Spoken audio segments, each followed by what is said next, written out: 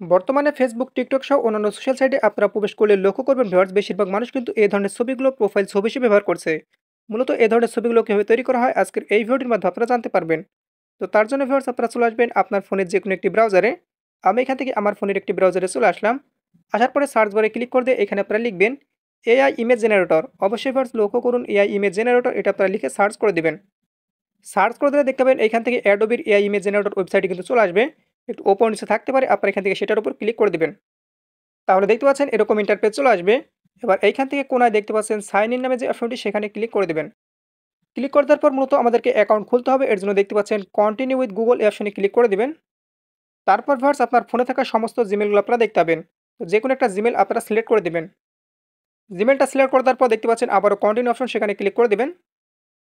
তাহলে কিন্তু ভিউয়ার্স আপনাদের অ্যাকাউন্ট খোলাটা হয়ে যাবে। তো অনেক সময় জন্মসাল মূলত দিতে বলে, তো অবশ্যই জন্মসালটা দিয়ে দিবেন। তো আমার যেহেতু আসেন আমি এখান থেকে দিইনি।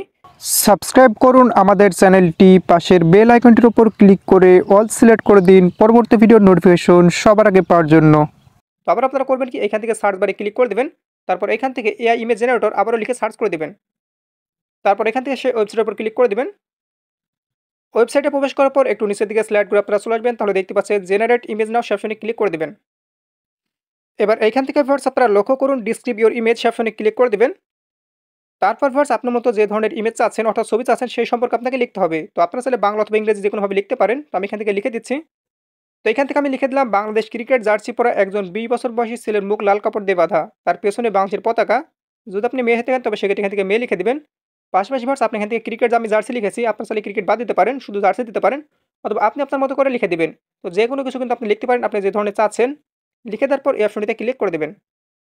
তারপর এই অপশনটিতে আপনার অ্যাড অপশনে ক্লিক করে দিবেন। তারপর আবার আপনার এই অপশনটিতে ক্লিক করে দিবেন। তাহলে দেখতে পাচ্ছেন এইখান থেকে আমাদের কাজটা হচ্ছে আপনারা একটু অপেক্ষা করবেন। এমনকি ভিউয়ার্স লক্ষ্য করুন এইখান থেকে আমাদের ছবিটা কিন্তু চলে আসলো।